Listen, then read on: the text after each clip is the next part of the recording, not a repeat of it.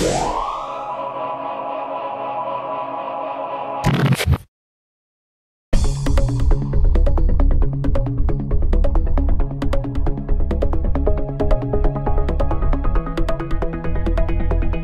effet, c'est un travail d'équipe, c'est très juste. C'est par rapport au dernier spectacle, on n'était que 7 en tournée. Cette fois-ci, on sera 25 en tournée. Toute l'idée de ce spectacle, justement, c'était de passer un cap, une dimension, parce que riche des 1000 dates faites ces 6 dernières années en France, Suisse, Belgique, enfin dans toute la francophonie, le Québec, et j'ai même été en Chine, enfin voir des compatriotes tout autour du monde. On s'est dit, bon, ben maintenant, il est temps de proposer le gros show de magie, mais qui part complètement en vrille.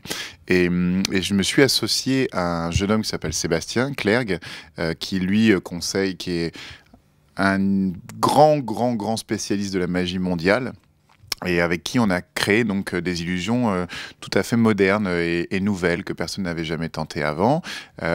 J'écris aussi avec mon épouse, ma chérie, Calista Sinclair, et on travaille avec un metteur en scène qui s'appelle Étienne de Balazy, et qui lui a l'œil final sur tous ces mauvais choix que je fais quotidiennement. Voilà. Et derrière ces 4-là, on est vraiment le quatuor de tête. En fait, mes idées passent au travers des filtres des 3 autres. Et derrière tout ça, il y a encore 21 personnes au son, à la lumière, à la vidéo, à la construction. Et encore, je passe, ça c'est que les gens en tournée avec nous. Mais il y a encore 13 personnes au bureau, 20 personnes aux ateliers de fabrication. Donc tu vois, c'est une jolie entreprise. Eh bien, moi. On va me revoir toujours dans mes délires, c'est-à-dire toujours dans l'envie de partir en vrille, de partir complètement live autour de tours de magie qu'on peut reconnaître. Par exemple, cette fois-ci des grandes illusions, c'est-à-dire que je vais disparaître au milieu de la scène, je vais apparaître au milieu de la salle, je vais faire voler des enfants, je vais partir, oui. Le sujet, c'est vraiment d'amener quasiment un show qu'on pourrait voir à Vegas, mais de le mettre à la française, avec un humour complètement décalé, et toujours de se prendre les pieds dans le tapis, de se péter la gueule, et après de se relever et de surprendre, qu'on ne sache jamais à quel moment ça va marcher. Voilà. Et quand ça marche, de ne pas comprendre comment ça marche, bien entendu. Voilà.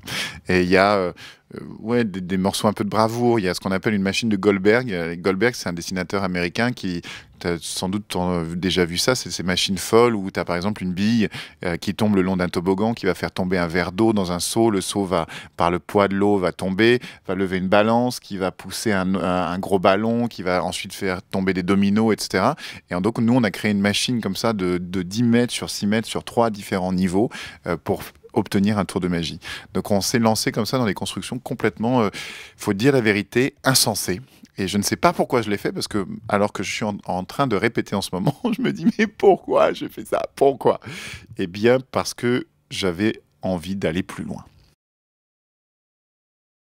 Mais c'est un truc un peu étonnant, j'ai vu un magicien, j'avais 7 ans, ça m'a marqué très très fortement.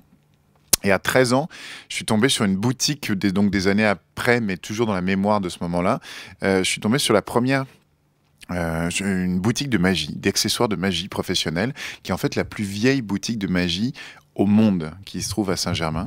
Et j'ai acheté un premier livre. Et il se trouve que peu de temps après, malheureusement, j'ai eu des soucis de santé. Je suis resté assez longtemps alité. Et ce livre-là, parmi d'autres, est devenu un de mes livres de référence et de chevet. Et c'est comme ça que j'ai commencé la magie. Au lit. À faire des tours à mes pieds.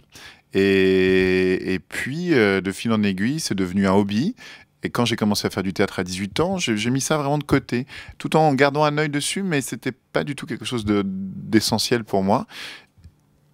Et par la force des choses, je me suis rendu compte que la manière dont j'écrivais, dont je faisais de la mise en scène, dont je jouais, était quand même amoureux. Je tiens un amoureux fou du musical, et d'amener de la magie dans mon écriture me paraissait logique. C'est venu en fait finalement assez simplement au fur et à mesure du temps. Et puis les premiers succès de mon personnage de magicien fou et avec un propos et en même temps humoriste m'ont fait dire qu'il fallait que je tire le fil de ça. Et c'est comme ça que j'en suis arrivé là, à cet artiste que je sais, tu kiffes.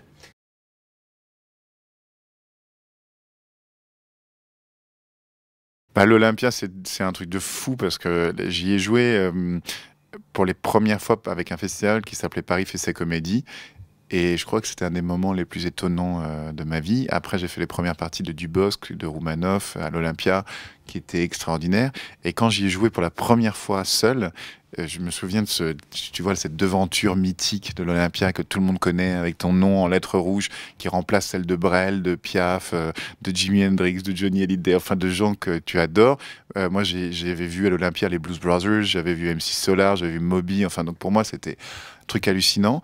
Et quand j'y ai joué, je n'avais pas l'impression d'être réveillé. J'ai l'impression que j'étais dans un rêve. Mais vraiment, c'est très, très étonnant. C'est-à-dire, c'est tellement fort émotionnellement, t'es tellement en vibration, en intensité dans ce lieu-là que tu as l'impression d'être endormi et d'être dans un espace onirique de l'impossible qui devient vrai. Et ce week-end-là que j'ai passé l'année dernière m'a paru presque trop court. Donc là, d'y revenir un mois, je t'avoue que je trouve que c'est un très, très, très beau cadeau. En espérant que les gens y soient aussi. Chers amis, il est temps de passer aux choses sérieuses. Sur Oise Média 360 degrés, sachez qu'autour de vous, dans ces degrés dont je viens de parler, il y a l'Hélispace. Et que dans l'Hélispace, je serai bientôt là avec un nouveau spectacle, Magique Délirium. Je vous attends très nombreux, je vous kiffe d'avance, orgasme festif assuré.